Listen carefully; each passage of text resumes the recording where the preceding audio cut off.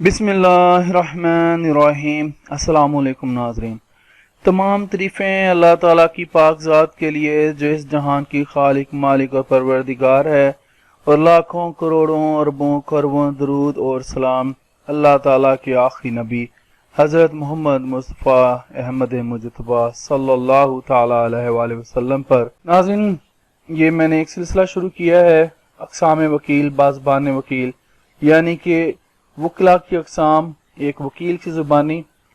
تو اس ویڈیو میں ہم لوگ قبلی اور منتھلی وکیل کے بارے میں جانیں گے۔ ناظرین، آج کی ویڈیو میں ہم وکلا کی ایک قسم سے قبلی وکیل کہا جاتا ہے ان کے بارے میں بات کریں گے۔ یہ عموماً میرون ٹائی میں ملبوس نظر آئیں گے، اور اس تکلیف کے پیش نظر کہ ان کو مقدمہ میں پیش ہونے کی ابھی اجازت نہ ہے، ان کا خیال ہوتا ہے کہ اگر موصوف استاد کی جگہ یہ ہوتے تو ان کی شعلہ بیانی قابل سماعت ہوتی، جبکہ مستقبل میں اس کے بالکل برعکس ہوتا ہے اور دوران بحث اپنی آواز بمشکل سنائی دیتی ہے۔ ناظرین، اب ہم لوگ بات کرتے ہیں منتھلی وکیل کی، یعنی کہ جو وکلا حضرات کی ایک قسم ہے۔